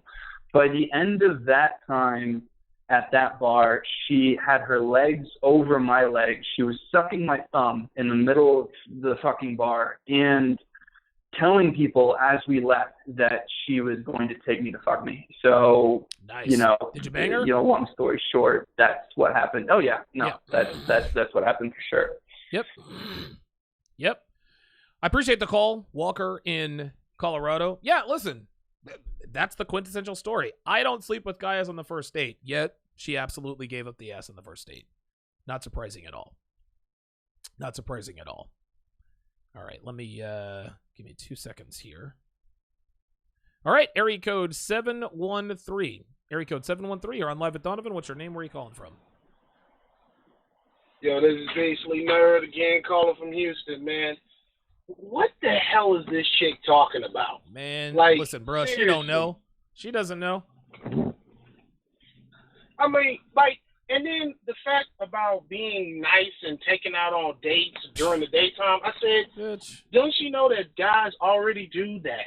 And that's why the manosphere exists and the red pill, because guys tried it and it didn't work. Right. You wanted to go with Biker Chad, Thugged Out Tyrone, and Cholo Juan instead. And so now you're trying to come back with this bullshit. And so case in point, I got a story real quick, and then I'm gonna go ahead and wrap it up because I'm at work right now. This weekend, man, I work security, man, and like Sunday, it was an incident where this chick threw all her dudes' shit out on the front porch. Damn. And he called the cops on her. And so he called the cops. So he ran over to me because I'm coming back from lunch. He ran over to me and said, oh, man, she hit me. So I called the police. I'm going to wait by you and get there. So the cops get there, let the cops in. I go do my thing around the apartment. I come back. Everybody's gone eventually. Well, I end up talking with her. She's basically giving me the textbook story. Been with a guy for about X amount of years, treated her like shit. Like, she tells me he literally told her that they live in an apartment. He said, no, I'm not going to pay half the rent or afford for the food. And she was like, she wanted a house. Well, she was like, no, he doesn't want a house. And then on top of that, she was like, she got 2 young kids by the dude. And she was one of these women that waited forever to have kids. And so when I got her age, she's like 38 or 39 years old. I said, well, I'm thinking to myself, yep, that's why that's why it took you so long to get those kids. Right. But in long story short, it's like these women don't want nice. No. As soon as they get nice, they'll run the fuck over the dude. They don't listen. But anyway, women. That's my call, man. No problem. No problem at all. I appreciate the call, Beastly Nerd in Houston. Yeah, man. Like, women, again, one of the most basic tenets of red pill game, red pill wisdom, is what women say and what they want are very 2 different things, right?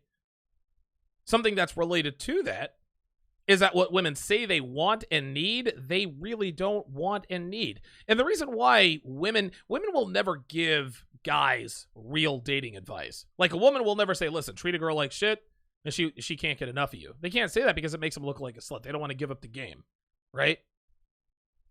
So they come out with these, well, you have to wine her and dine her and 69 her and do this and do that, and she'll be head over heels. But it's just like Beastly Nerd said, we tried that already. This is why the manosphere exists. We know and understand that this is not the way it works. This is why this sector of the web exists. I answer more of your phone calls and wrap up the show right after this. Don't go anywhere, guys. We'll be right back.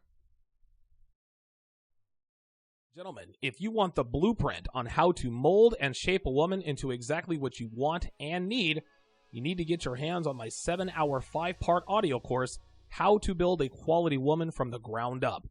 This is 7 hours of rock-solid intel on how to build a female brick by brick into the kind of woman you want and need. Part 1 deals with the vetting process. I teach you how to select the right candidate by telling you what to look for and, more importantly, what not to look for in a woman. Part 2 deals with the training process. I take you step by step through the procedures that prepare a female for what it's like to be in a relationship with a man like you. I educate you on setting the tone early in order to reduce and possibly eliminate any and all behaviors that could potentially cause trouble in your relationship down the road. In Part 3, I instruct you on how to set and enforce boundaries and expectations. I teach you how to be direct when communicating your expectations in such a way that leaves nothing to interpretation. Part 4 will cover the sexual side of your relationship, how to dominate her sexually, and how you can make yourself unforgettable to her even if you're not the most well-endowed lover she's ever been with, will be discussed extensively. I will also teach you the ins and outs of deep conversion game, which is the art of verbally and physically dominating her body, her mind, and her soul. And finally, Part 5 will teach you how not to sabotage your relationship, how to maintain it, and what to do on the off chance that your woman gets out of line or out of pocket. Now, it's very important for you guys to understand that this course is based on personal experience. I'm not giving you guys hypotheticals or theories.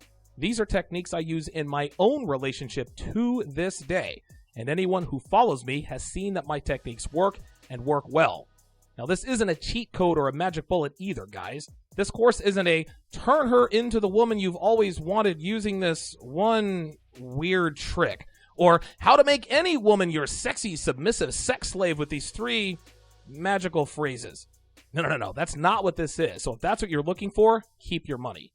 To train a woman to look, act, and submit like a woman should takes time, hard work, consistency, and maintenance. If you are willing to put in the work, go to donovansharpe.com/courses to get your hands on the only relationship guide that actually works by the only man who has shown that it works. Again, that's donovansharpe.com/courses. The link is in the description.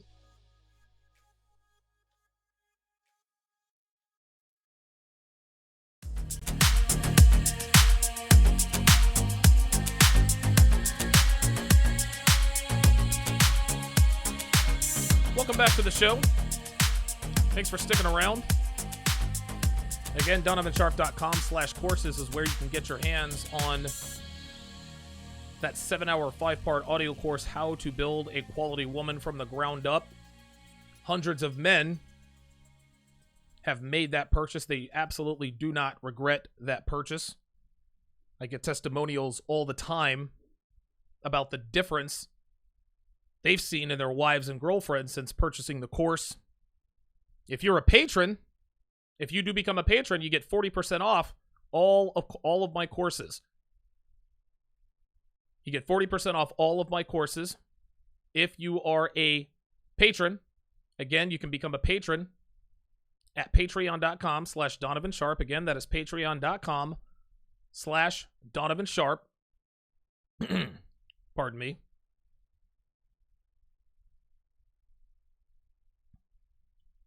Give me 2 seconds here. There we go. Awesome. Excellent. Okay. Let's get back to the phone lines. Let's go and finish up these calls. Let's go to area code 253. Area code 253. You're on live at Donovan. What's your name? Where are you calling from? Hey, Donovan, this is Kenneth from Tacoma. How you doing, bro? Hey, how you doing, man? Hey, man, I just want to say I couldn't afford the Gorilla Mind Rush, but I do my caffeine energy pills and my Genius mushrooms, and I feel like Quicksilver. Oh, like, yeah. Things are just super slowed down and ultra productive. I love the stuff. Good. But I want to tell you about this. So I heard about this chick, and I've been following you for like 5-6 months, bro. And I don't believe any of the garbage you're talking about as far as just validating a woman and giving her your time. I love how you break that down. And I've seen a huge shift of production of my personal career life. However, I ran into this stumble block with my boss, okay, who looks like Thor. This guy is 6'4". He looks like you, except he's 6'4". I'm imagining since he was 13, women have been throwing themselves at him. And he brings me into his office, and he says, Joe, we have a problem with how you're treating the women here at the workplace. Oh, God. And long story short, I said, look, if I'm doing these things, right, I said, I'm very aware that there are cameras that are watching me. He's like, well, who's talking about cameras? I said, well, if you're looking for proof that I'm disrespecting women in the workplace, yeah, hit them there's cameras. an easy way to prove that. Yeah, right. We don't need cameras. And by the end of it, I said, look, and this is a church that I work at, by the way. That's why I thought this story would be very interesting to the manosphere. I'm like, so wait a minute. I work for a church. We're supposed to tell the truth. And when I bring up evidence, he doesn't want to bring cameras that would disprove it. Right. So here's my question to you, Donovan. I need your help.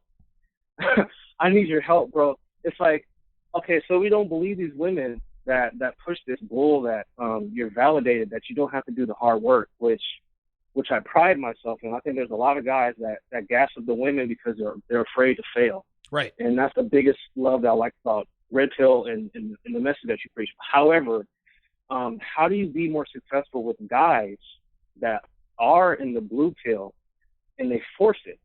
And there's some kind of enforcement. Like a lot of these women, they're hobosexual. Yep. You know, they don't run any corporations. They're not the supervisors of anybody. They're not in charge. They're not bosses. But then there's guys that know full well what you're talking about. Like this whole bosses don't like being alone with female coworkers because shit happens. How do you deal with that? Like, help me out, man. Like, what book could I read? Is this like dark game? There's guys out there that will validate the bullshit, even if you're woke. Yeah. Help us out. Yeah, I can't do it, Kenneth. And here's why. You need to separate yourself. You need to separate yourself from blue pill men. And I've said this before on my show. I'm sure you've heard me say this before. There's nothing more dangerous to a red pill aware man than blue pill betas. Because blue pill beta males, dude, they will sabotage you. They'll fuck you over. You got blue pill betas killing. I mean, dude, like never ever underestimate the danger of a humiliated beta male. These guys do not like what we do.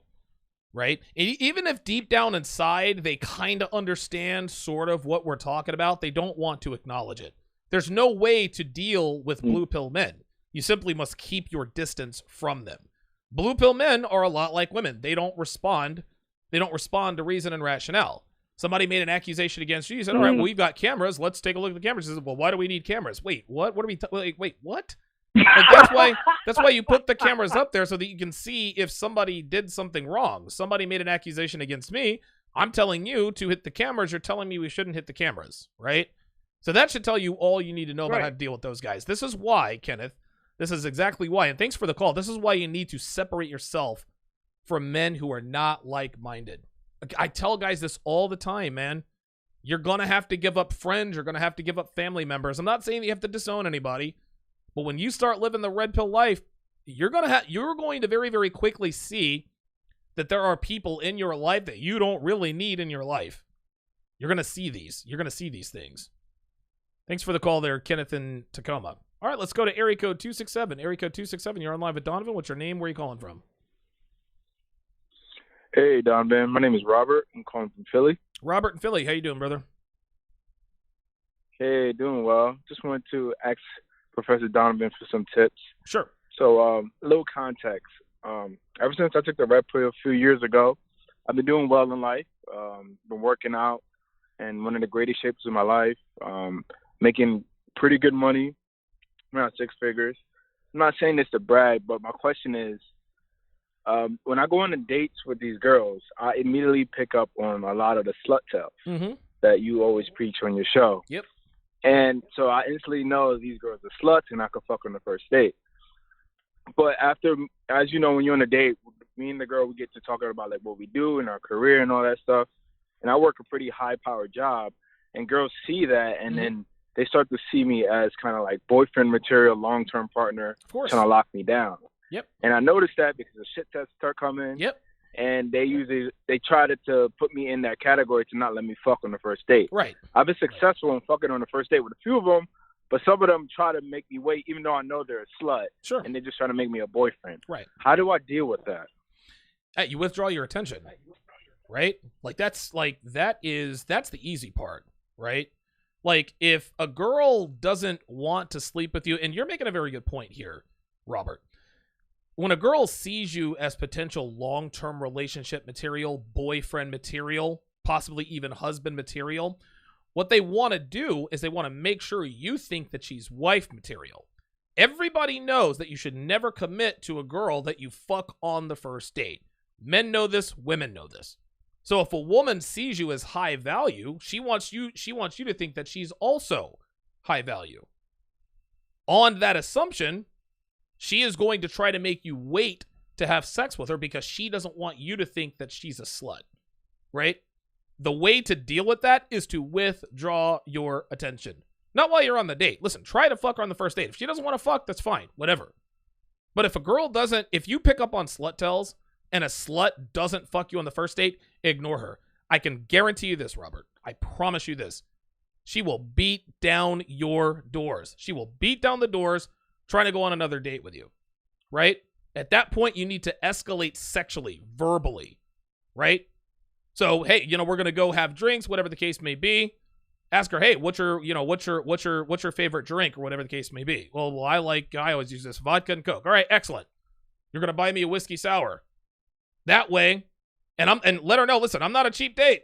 Like it takes a couple of whiskey sours to get me between the sheets. That's where you sort of broach the topic of sexuality.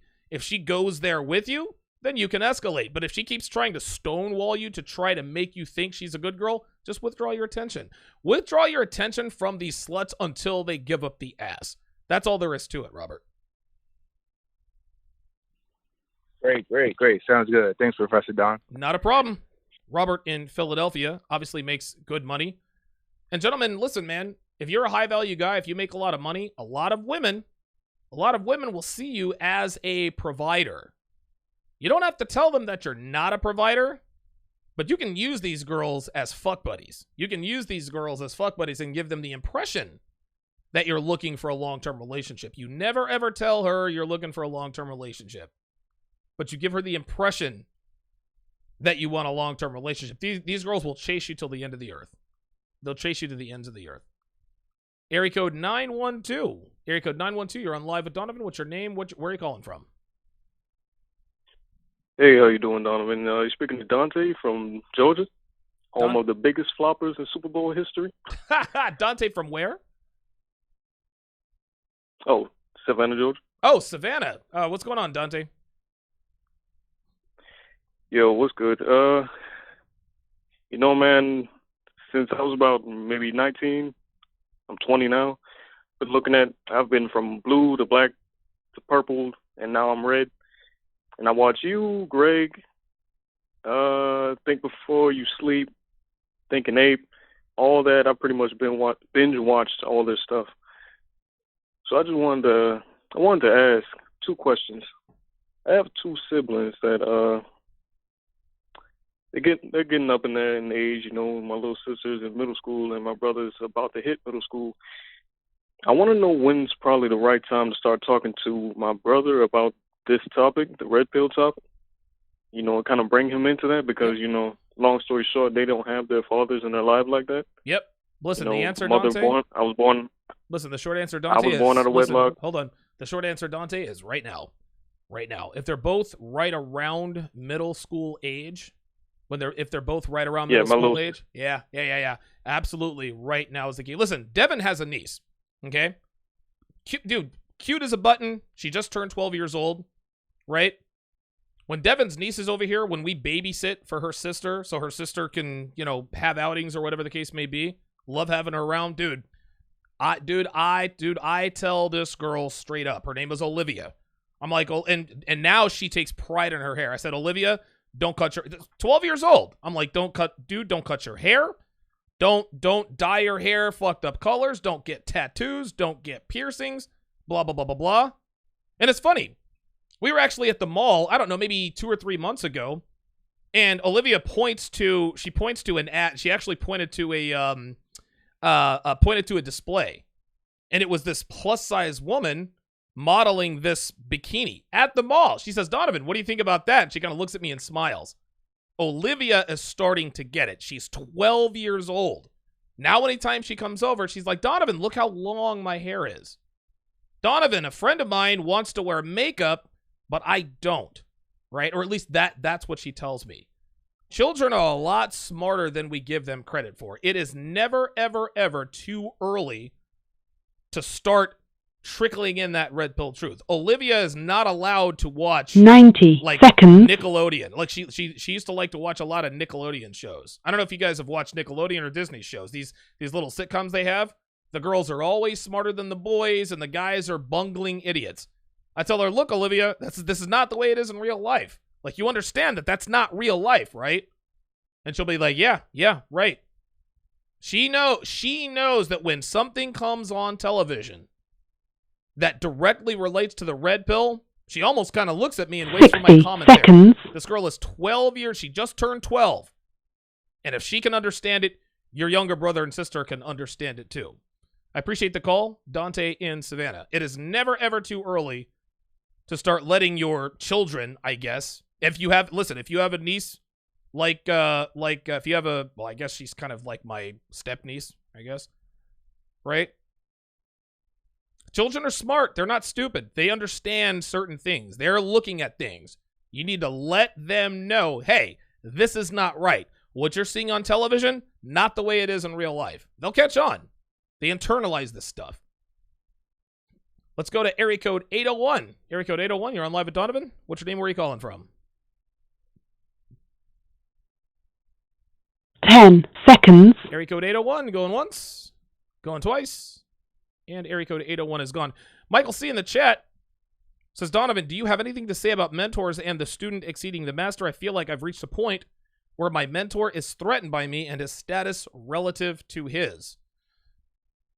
Well, yeah, I mean, of course the master is always going to be threatened by the student if he sees the student is about to exceed him. But the difference between a blue pill master and a red pill master is a blue pill master will do whatever he can to make sure that you don't exceed him. He's going to make sure to keep you down. A red pill master, somebody who's red pill aware, somebody who's team man, will say, oh, well, he's about to do my job better than me. Let me get better than the guy ahead of me so I can move into my position and I can take the other guy's job. You get ahead by being better than the guy ahead of you. If you're working with somebody and they see that you are about to exceed them, a real red pill aware man is not threatened by this. Like, all right, this guy is better than me at certain things. I need to make sure I put him in a position to where he can be successful that is also beneficial to me. Blue pill guys, men who are not red pill aware, they like to sabotage you. Good question, Michael C. Area code 773, you're on live at Donovan. What's your name? Where are you calling from? Hello, Donovan. Yes. Hi, my name is Linda from Illinois. I'm a female viewer of yours. Okay. And I just have a question about just now that I'm, I guess, red pilled for a girl and I'm seeing life through the lens of being red pill, and I'm seeing that a lot of my family are blue pilled, and specifically my dad is.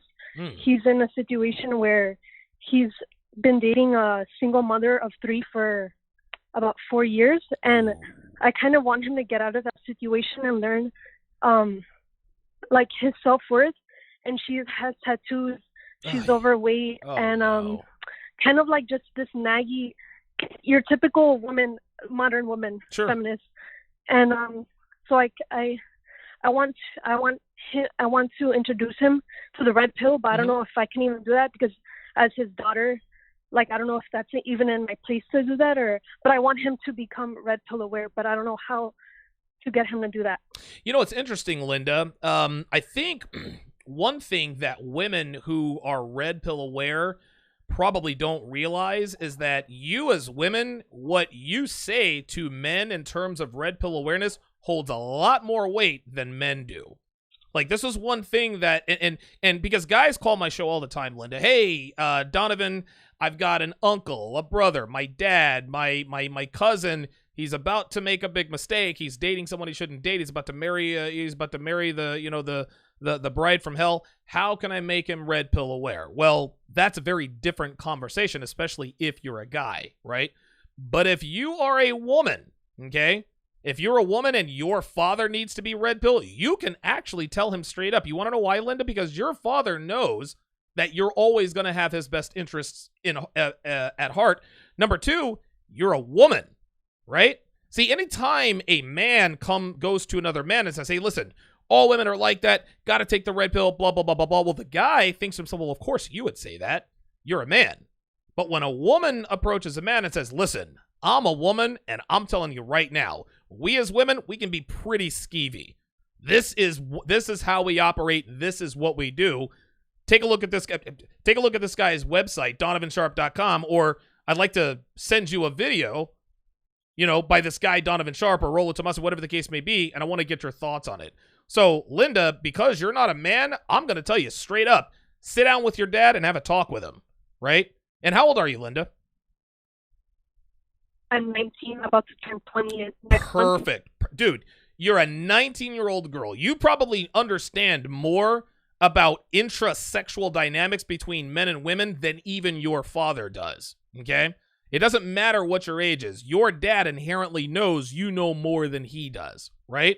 So what you need to do is you need to the first thing you need to do is sit him down and have a talk with him. The second thing you need to do is start sending him links. Go to any one of my YouTube videos.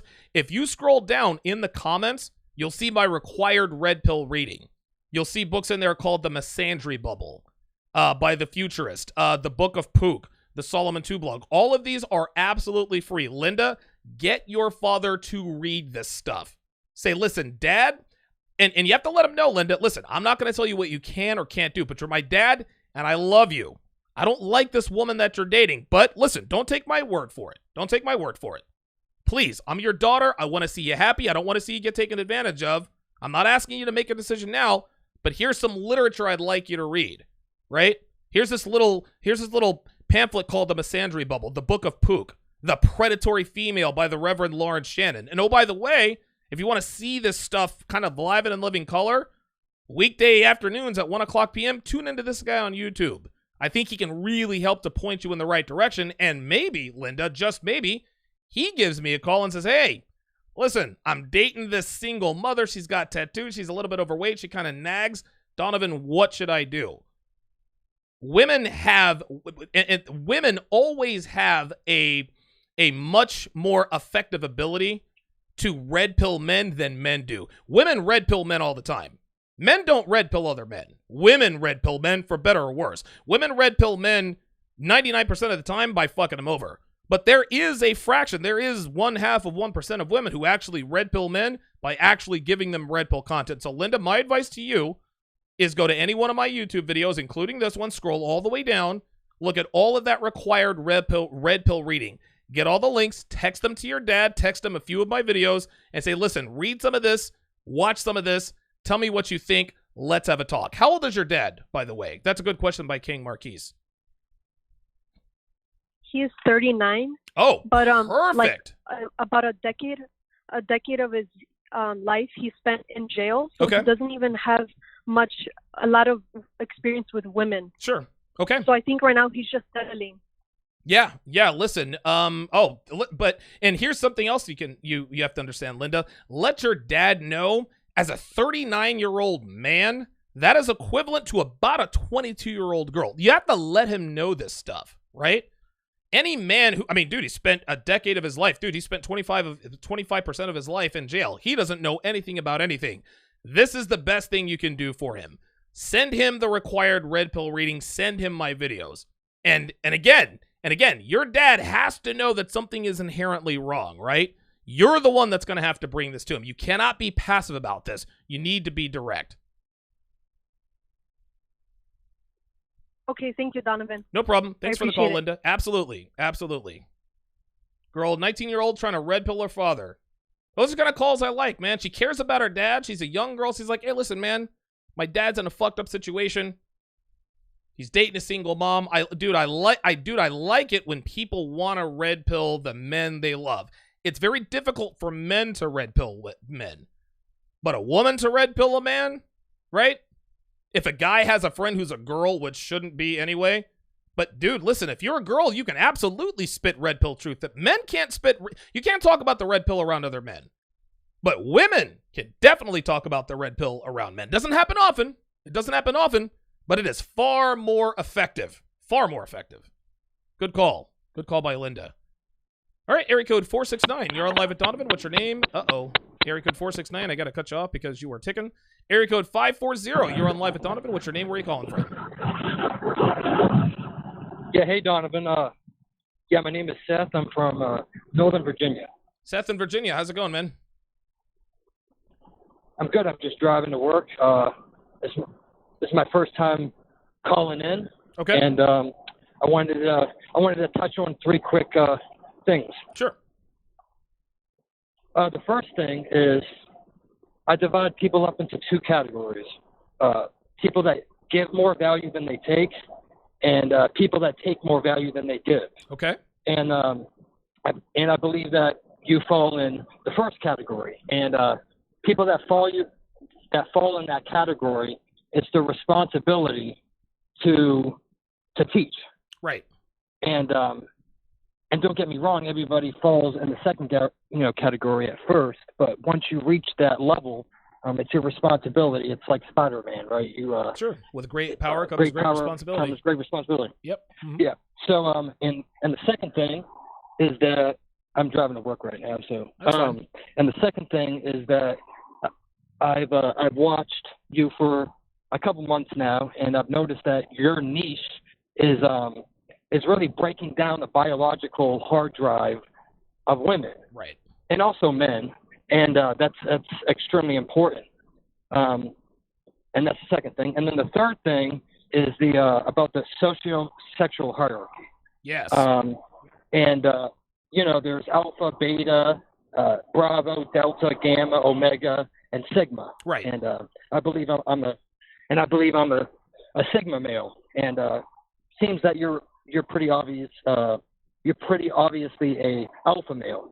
And one thing that seems to be quite deficient in the manosphere is understanding that each man is going to be in one of those categories. Right. And where you are in that hierarchy is really important to be aware of that, because the way that you're going to actually actualize and hit on women is going to be fundamentally very different from other men. Yes, that's very true. And yeah, and for yourself, you seem that you kind of fall in the alpha/beta category. Yep. Betas seems like this really can take what you say and to really apply it, and alphas in general as well. But I'm not sure if you're aware of Steve Jobba. He's a coach like yourself, and he's a Sigma male. Okay. And he teaches Sigma game, and it's really, really, really important. Anybody listening, if you look up the sexual hierarchy, figure out who you are, and if you're a Sigma, you need to be listening to him. If you're an alpha or beta, Donovan is your man. That's all I wanted to say. Keep doing what you're doing, my man, and you have a good day. Well, thanks for the call, Seth. I appreciate it. Seth in Northern Virginia. Yeah, he makes a very good point. I've said this before. It's never, ever one size fits all, right? Like, different men have different personalities. Different men fall into different categories, right? There are some men out there, I think they call themselves, just like you said, Sigma males. Sigma males are men with alpha characteristics that aren't necessarily socially dominant. So they have to run a different brand of game. I'm very gregarious. I'm very socially... I was actually born with this. Even before I ever learned real red pill game, I've always been a socially dominant, gregarious guy. I've always been outgoing. I've always been sort of the life of the party type dude. But not every man has that natural ability. I get a lot of emails and calls. Donovan, I'm shy. How do I break out of my shyness? Well, listen, if you're shy, you might actually be shy, but listen, become the best version of yourself. If you get into good shape, right? Improve yourself, self-improvement, that shyness should go away. But if you're in great shape, if you make great money, if you dress well and you're still shy, well, then that might just be who you are, right? Not to say that girls are unattracted to shy guys, but girls are going to be much more attracted to gregarious guys who are outgoing and sort of in your face, talking to them, making them feel a certain kind of way than the shy guys. But that's a very good point that he makes. Depending upon your personality kind of dictates the brand of game you should run. Not one size does not fit all. Very good call by Seth in Virginia. All right, let's go to area code 318. Area code 318, what is your name and where are you calling from? Right, Don, can you hear me? Yes, sir. What's your first name and where are you calling from? Yes, sir. This is CJ, a.k.a. Howling Thunder from Louisiana. How you doing, brother? Doing good, man. Yes, sir. Just bear with me because I just got off from break and everything. I finally got a chance to be able to call into the show because you is a hard man to keep up with all this good content. But other than that, I just want to ask you these couple of questions, just personally. First question is, what was the age that you had became red pill aware? And then what was the age when you just became full red pill? Good question. I found the red pill at 32. I probably really became Donovan Sharpe probably at 37. So it took me 5 years to fully internalize and to put red pill game in action to be able to live the red pill life. So it took me from start to, I guess, from 0 to Donovan Sharpe took me about 5 years. Okay. All right. And that's about the only question that I have for you, Brother Don. And I was going to put my comment in this one as well, and I'll let somebody else chime in, is that a lot of men just have to keep consuming this red pill knowledge. And, you know, especially when you were telling the other guy earlier that, I mean, at the end of the day, we was born to this world, and it was already set in stone that we was going to adopt this matriarchal and, you know, kind of the, you know, feminism mindset. And right, such. that's exactly right. Due to us going through a lot of experiences, and believe me, I got many symptoms for another day. Well, I was very blue pill, but it's just, in order to try to stay red pill, we got to keep listening to content like that's right. I mean, it's just brothers like you, Coach Greg Adams. I got another brother. His name is Anthony Spade, who's coming up. I mean, he puts out a lot of good content. And, I mean, definitely, it's just in order to be able to stay with that masculine mindset is that we have to consume this red pill knowledge no matter what. All if not, we the will time. fall victim. I mean, we will fall back victim to the blue pill method and the blue pill ways. So that's what I want to tell all the brothers and everything. No matter what, just keep listening to you, Coach Greg Adams, everyone, so that way you just stay in that mindset and you just do not convert back to that blue pill mindset. And I'll just leave it at that. Excellent. Thank you for the call, CJ. Listen, 100% right. 100% right. I'm always advising men. They say, Donovan, how do I keep from sliding back into blue pill? There's only one way. You have to be consuming red pill content all the time. Our natural biological instincts, the things that we really want to do, the things that we're naturally, genetically predisposed to do to attract and take care of women, are not working today. For this reason, You're always going to go back to your default programming, being nice to her, complimenting her, trusting her when she hasn't really given you a reason to trust her. These are all blue. Again, this doesn't make us bad people, doesn't make us beta schlubs. This is just who we are as men. As men, we are biologically, genetically programmed to be nice to women. We love women. We want to be nice to them. We want to protect them. We want to do right by them. But obviously, if you've had any experience with women, you know that that is not the way to handle women, because the better you treat women these days, the worse they treat you. So to keep yourself from falling back into your blue pill ways, blue pill backsliding, you need to be consuming this content all the time. I'm fortunate. I create this content all the time, so I never blue pill backslide. Ever. Every once in a while, I will fail a shit test. Every once in a while, I think to myself, you know what? I should have said X, Y, Z, A, B, and C. Right?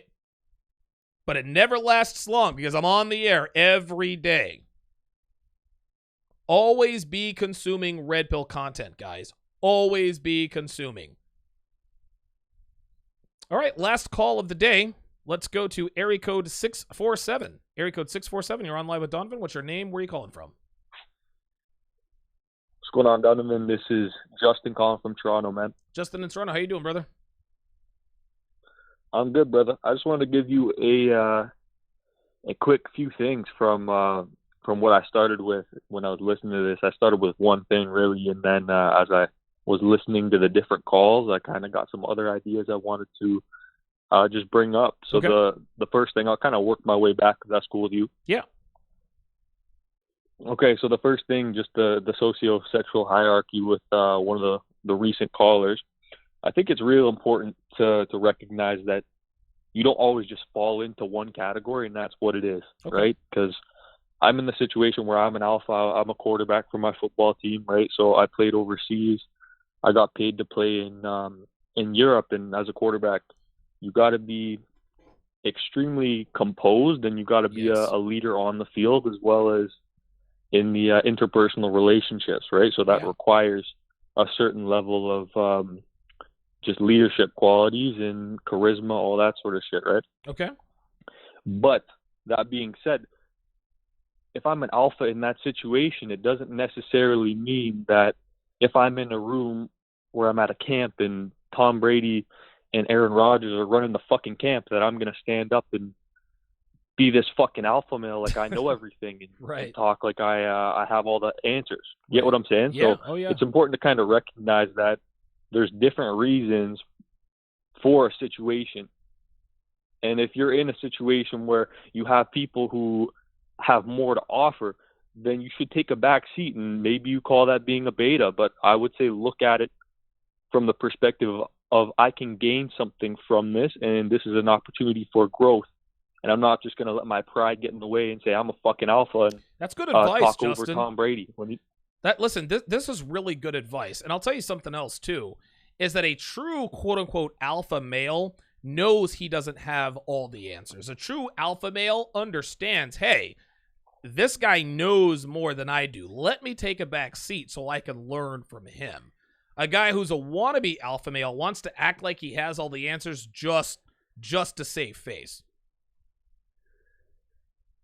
All the time, and I see it all the time in the fitness industry. I see it, people constantly trying to one-up each other and let their pride get in the way, right? So that was one of the things I wanted to bring up from the recent caller. The other thing, I think it was about 5 callers ago, we had the guy talking about the workplace issues, right? So I actually had a situation, Me Too movement, fucking bullshit, man. Like you start to really pick up on which type of women are going to bring that sort of nonsense into your life, right? So just kind of a background story on what it was for me. I was working as a sales manager in the fitness industry at a corporate, okay, like a corporation, right? So it's a lot different. They make you do all these workshops and just ridiculous like gender equality and transgender stuff, all these workshops you have to do before you even start. So that's kind of the pre-context that you're dealing with here.